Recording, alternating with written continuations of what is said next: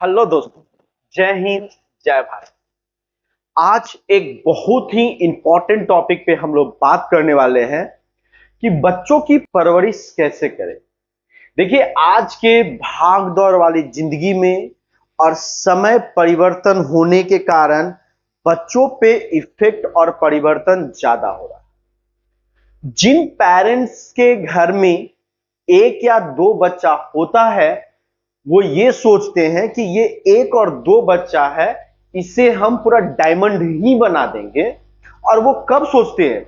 जब वो बच्चा खुद को डेवलप कर रहा होता है, जब बच्चों के माइंड डेवलप करने की शुरुआत करता है, जब बच्चों की सोचने की क्षमताएं डेवलप करने की शुरुआत होती है, उसी समय दूसरों को देखने के चक्कर में, दूसरों के सामने अपने आप को अच्छा बनने के चक्कर में बच्चों को इतना प्रेशराइज, इतना टॉर्चर और इतना पढ़ाई से रिलेटेड प्रेशर बना देते हैं कि बच्चा जब 2 क्लास में, 3 क्लास में, 4 क्लास में, 5 क्लास में, 6 क्लास में जाते जाते उसे बर्बाद कर देते हैं।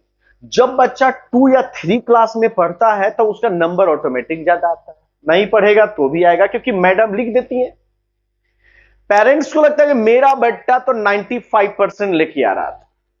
जैसे जैसे उसकी क्लासेस बढ़ती है तो टीचर का भी सपोर्ट घट जाता है, मतलब लिखना नहीं है, बच्चों को खुद से लिखना है। और जैसे ही आता है तो फिर बच्चों, पेरेंट्स जो है बच्चों को बार बार दिखाते कि तुम बच्चा में तो इतना मार्क्स लाता था, अभी क्यों नहीं। तो बच्चा में एक ऐसी मानसिकता डेवलप हो जाती है कि बच्चा कमजोर हो जाता है, बच्चे को पढ़ाई नहीं हो पा रही है।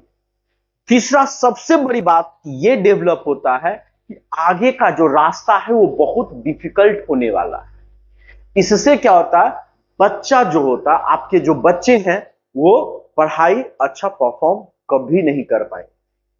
कुछ बच्चों को छोड़कर ऐसी स्थिति में ज्यादातर बच्चे अपना परफॉर्मेंस खराब, जैसे ही बच्चा 8 और 9 और 10 में जाता है तो वहां पर जाके बच्चा टोटली फेलुअर हो जाता है। फेलुअर मतलब फेल नहीं हो जाता है, मतलब वो एक घिस कर पीट कर वो तो पास कर पाता है। 60% लाना, 70% लाना आज का सिलेबस के अकॉर्डिंग बहुत आसान काम है।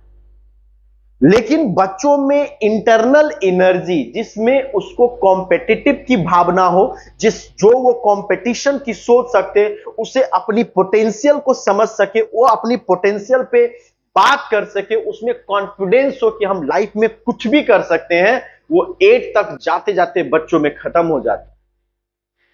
तो मेरा ये गुजारिश है वैसे पेरेंट्स से कि बच्चा जब जन्म लेता है तो सबसे पहले आप उसको खेलने दीजिए, स्ट्रांग होने दीजिए, माइंड से, शरीर से, हर चीज से उसको स्ट्रांग होने दीजिए। बच्चे को 2 क्लास में, 3 क्लास में, 4 क्लास में पढ़ने दीजिए, शौक से बेटा पढ़ो।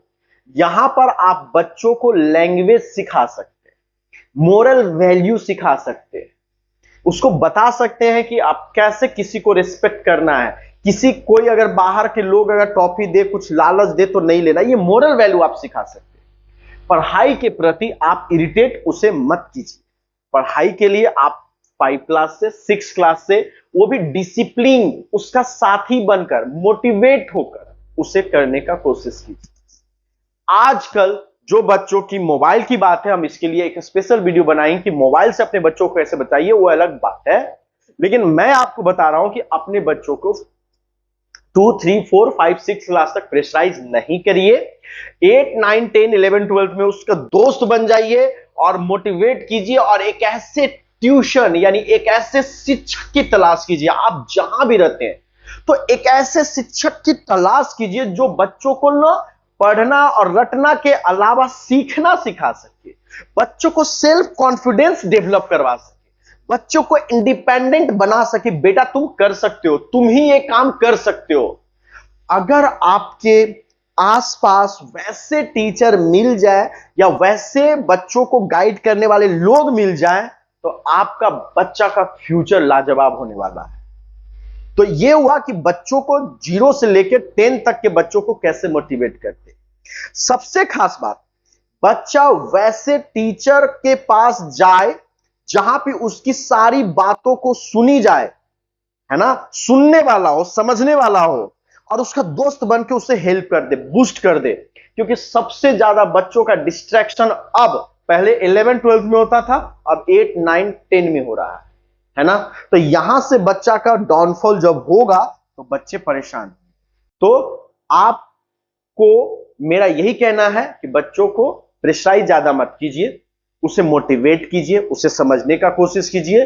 और ज्यादा प्रेशराइज करके आप अपने बच्चों को बर्बाद कर सकते हैं, आबाद नहीं कर सकते।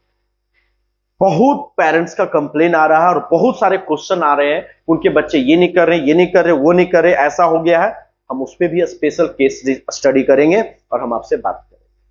आज के लिए इतना ही, मिलते हैं नेक्स्ट वीडियो में। ज्यादा ज्यादा इस वीडियो को आप शेयर कर सकते हैं, ज्यादा ज्यादा लोगों तक पहुंचा सकते हैं, जिससे उन्हें भी फायदा हो सके कि अपने बच्चों के प्रति कैसा लगा। Thank you. जय हिंद, जय भारत।